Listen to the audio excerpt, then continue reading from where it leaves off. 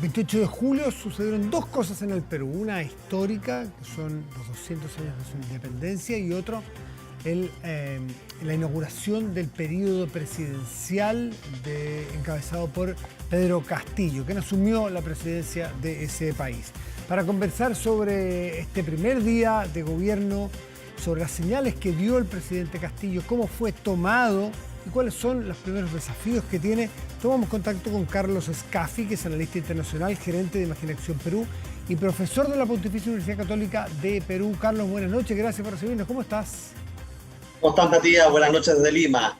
Muy Muchi- bien, oye, y expectante con el discurso y la intensidad que tuvo este 28 de julio, en el que Perú recibe los 200 años de vida republicana con el profesor Pedro Castillo en el poder.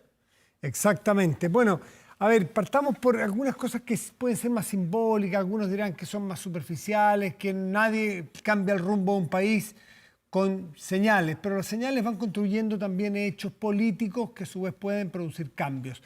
¿Qué es esto Sin duda. de dejar el Palacio Pizarro, la Casa de Pizarro entiendo que le llaman en Perú, que es el Palacio de Gobierno, un edificio colonial muy imponente, muy lindo? Me recordó mucho lo que hizo el Papa Francisco, de irse a Santa Marta y dejar los palacios papales. ¿A dónde va a gobernar? ¿Cómo va a gobernar? ¿De qué se trata este llamado y cómo lo tomó el Mira, pueblo peruano? Mira, y también lo que ha hecho AMLO, el presidente mexicano. Mira, esto primero hay que entender, sobre todo desde la óptica chilena, que estamos frente a un gobierno que busca básicamente con señales y gestos importantes, Matías, la reivindicación del peruano delante, la reivindicación del peruano invisibilizado por la sociedad peruana y particularmente por la sociedad limeña, y eso hay que decirlo. Y estos gestos que entrega el presidente Pedro Castillo hoy son importantes porque lo que quiere transmitir él es, está abriendo las puertas y de alguna forma está derribando barreras importantes, importantes y de alguna forma excluyentes que en algún minuto fueron. Y en un gesto es la manifestación que hoy expresó al terminar el discurso presidencial, en donde señala que la Casa de Gobierno, el Palacio Pizarro, finalmente se convertiría en un museo. Es muy probable, no lo ha dicho aún, que el presidente Pedro Castillo termine gobernando desde el Centro de Convenciones de Lima, aunque no me extrañaría, Matías, que lo haga también, por ejemplo, desde provincia. Sería otra señal importante respecto de lo que ha significado la centralización en el Perú. En mi opinión, el discurso de hoy de Castillo es un discurso de consenso, Mm. de mucha moderación, reitero, mucha moderación en tanto lo que había señalado antes, durante la campaña electoral, de certeza y tranquilidad también a los peruanos y quienes además miran con mucho interés en el Perú, sobre todo por el énfasis entregado en que no existe un plan de estatizaciones y menos de intervencionismo, Claro. Matías. No habrá expropiaciones, dijo, que Así es. inmediatamente espantando eventuales fantasmas. Y habló inmediatamente de que va a ponerse a trabajar o va a haber énfasis en una asamblea constituyente porque quieren una nueva Sí. constitución, pero dice siempre respetando todas las leyes vigentes, no pasando por encima de nada de lo que hay. O sea, nuevamente diciendo, queremos cambios, pero respetando lo que existe. ¿Mm? Eso me imagino que fue bien tomado y en Perú también. Mira, muy bien tomado, ha comenzado a desmitificar y de alguna forma a derribar también el discurso del terror existente. Precisaron básicamente 5 puntos que han causado mucho interés. El primero de ellos, como bien tú lo señalas, la Asamblea Constituyente. Mm. Si bien él expresa que se insistirá en ello, se hará de acuerdo a lo que manda la ley, de acuerdo a lo que señala la actual Constitución, en concordancia con el actual Parlamento, y se respetará finalmente lo que el pueblo decida. Y eso deberá ser a través de un referéndum nacional con un componente claramente plurinacional, con pueblos originarios, con paridad de género. Otro tema que además de la Asamblea Constituyente que ha causado bastante receptividad fue cuando se refiere a la línea económica que tendría su gobierno. Primero, es muy enfático en señalar que la propiedad privada se respeta, urge la recuperación de empleos, la economía mantendrá orden y utiliza una palabra fundamental sobre todo para los inversores extranjeros. Recordemos que Chile tiene una participación importante Sí. en la economía peruana. Él habla de predictibilidad, algo muy necesario, sobre todo por lo que se había venido ¿Qué señalando. es Menciona certeza? también que, por ejemplo, Eso es sí, certeza jurídica, la predictibilidad es certeza absolutamente, y jurídica. muy necesario, más allá que nosotros, que Chile y Perú podamos tener una relación muy profunda, muy consolidada, con un acuerdo de libre comercio que Mm. funciona de manera impecable y un convenio para evitar la doble imposición. Era necesario que lo dijera, no solamente para Chile, sino además, hay que decirlo, Perú se ha convertido en los últimos 15 años como uno de los principales países de estilo de inversión extranjera. Mm.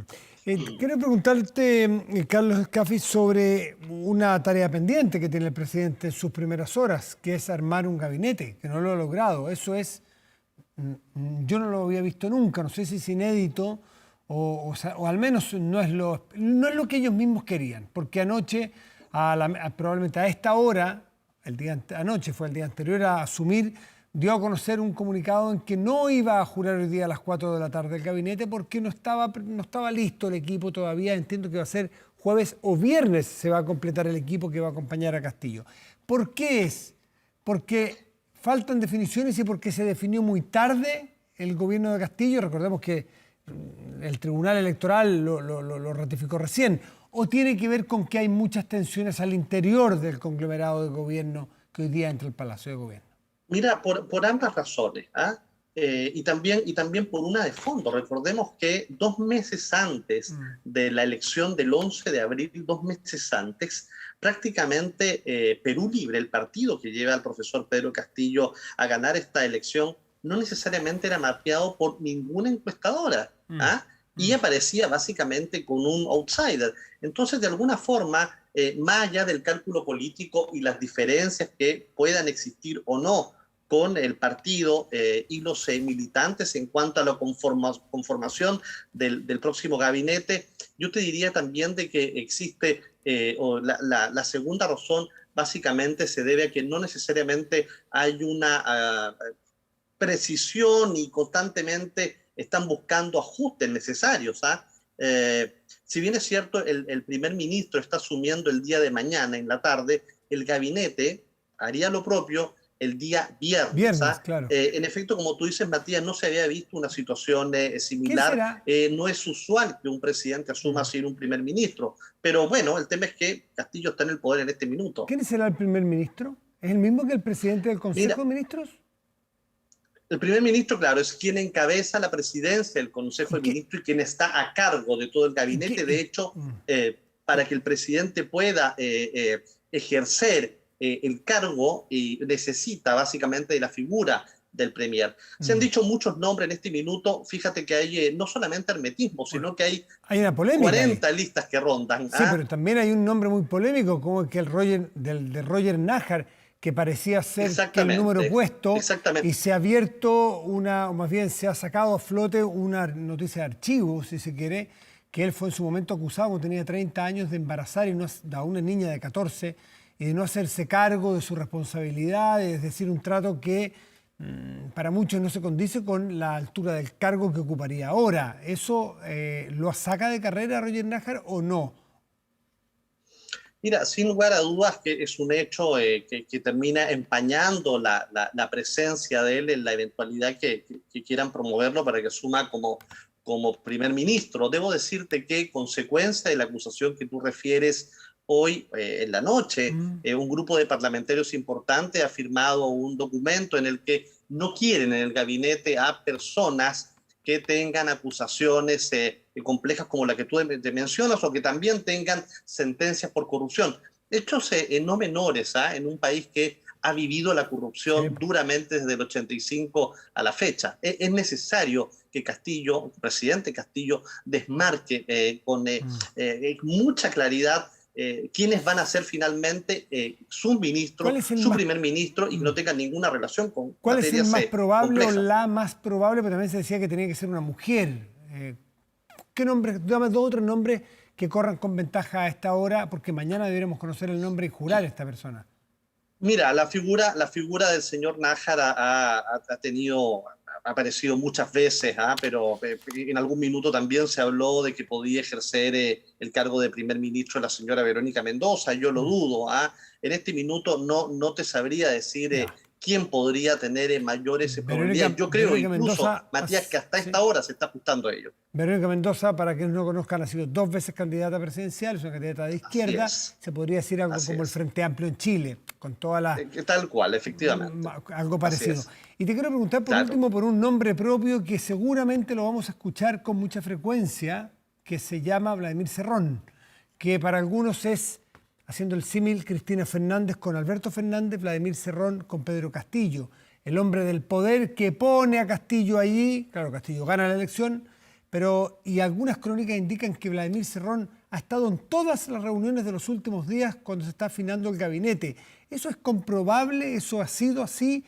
¿Se va a creer esto a generar una tensión entre Cerrón, que es el líder de este movimiento, y Pedro Castillo, que es el presidente electo? Mira, la figura del doctor Cerrón, él es un neurólogo que estudió además en la Universidad de Camagüey en Cuba, quien es, como te decía, el ideólogo de Perú Libre. Sí. Es una figura presente, es quien promueve, de hecho, la candidatura del profesor Pedro Castillo, y claramente estos días, hoy incluso, ha tenido una importante visibilidad. De hecho, se le vio ingresando a la Asunción en el Congreso de la República cuando el profesor Pedro Castillo asumía. Yo te diría, sin embargo, resulta ser un personaje que genera controversia, mucha controversia para el profesor Pedro Castillo, para la sociedad en general. De hecho, no necesariamente goza de mayor aceptación, ¿no? O sea, Ahora, uno ¿qué podría ocurrir? por su radicalidad y por sus condenas del pasado en casos de corrupción, siendo gobernador, entiendo que son dos hechos que son comprobables, ambos. La Claro, radicalidad de sus él es ideas y sus sentenciado, está condenas. sentenciado en este Se ha minuto, de hecho. sentenciado por eso. Y la Así radicalidad de es. sus ideas también, que Castillo ha tratado de Sí, atemperarlas un absolutamente. poco con la llegada, por ejemplo, del economista Franque. Bueno, él es una carta probable. El profesor Pedro Franque es una carta con mucha fuerza para el Ministerio de Economía y Finanzas, Hacienda para nosotros, ¿no? Quien habla además de un modelo de economía popular, un modelo de economía que se sustenta en el modelo de desarrollo sostenible. A pesar de que la propia intervención hoy de Castillo en materia económica fue bastante tranquilizadora. Hay que decirlo. Él es una carta con mucha fuerza para ese ministerio. Pero sin embargo, el viernes podría incluso no estar él. Sí, claro, claro, claro. El cambio es permanente en este minuto. Por último, ¿cómo se lee la presencia del presidente Sebastián Piñera, que entiendo alargó un día más su visita para acompañar al presidente Castillo a Ayacucho? Son personas que están probablemente en polos bastante opuestos del arco ideológico, sin embargo son presidentes de dos partidos que llevan, no sé, de siglos Mira, de vecindad y hermandad y relaciones con alto y bajo, pero buenas y profundas, y que esto tiene que seguir siendo así. ¿Qué ha hecho Piñera? ¿Qué has visto que ha hecho Piñera allá y cómo se ha leído su presencia en Perú? Mira, debo decirte que la presencia del presidente Piñera ha sido saludada por el Perú, de hecho, saludada por el propio presidente Castillo, y como tú bien lo decías, lo ha invitado a esta juramentación representativa que mañana va a tener en Ayacucho, nada más y nada menos que en la Pampa de la Quinoa. La figura de Chile en Perú sigue siendo gravitante, es importante, y ahí hay que desarrollar. A partir de la fecha, de este momento, hay una reconfiguración, Matías, de la relación bilateral. Hay que comenzar a entender que hoy la integración chileno-peruana es la integración de los pueblos, de esos que se miran de igual a igual. La temática de la relación ya no debe estar enfocada en aspectos políticos, económicos y menos de inversión. Yo te hablaba de esta reconfiguración de las relaciones, y aquí se debe apostar por gestiones sensibles, con profundo impacto social. Chile ya no necesariamente, por otro lado, es tema en Perú. Me refiero a las rivalidades que mantenía, a las controversias que teníamos. El último capítulo pendiente con Perú fue cerrado. Hoy los peruanos y chilenos saben que se necesitan y se reconocen además como aliados naturales, y las discrepancias que puedan surgir son parte de la naturalidad.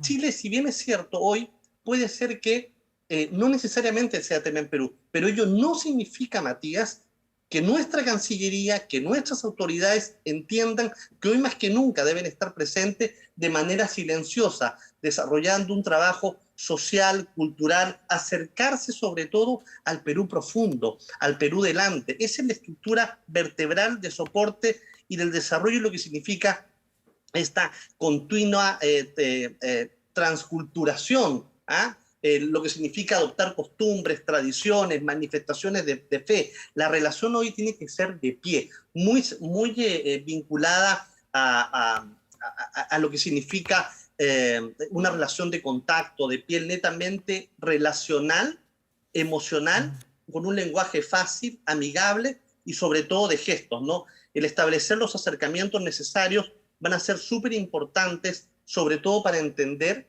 el enfoque relacional, Matías, sobre el enfoque transaccional. Chile mira a Perú, incluso hasta el día de hoy, de manera transaccional. Hoy la relación cambia, se reconfigura, es relacional y eso hay que entenderlo. Y para entenderlo hay que mirarlo desde acá. Eso va a ser fundamental. Interesantísimo. Durante estos 5 años. Carlos Escafi, analista internacional, gerente de Imaginación Perú y profesor de la Católica de ese país. Muchísimas gracias por estar esta noche con nosotros, Carlos. Que te vaya muy bien. Un agrado, Matías. Que tengas buenas noches.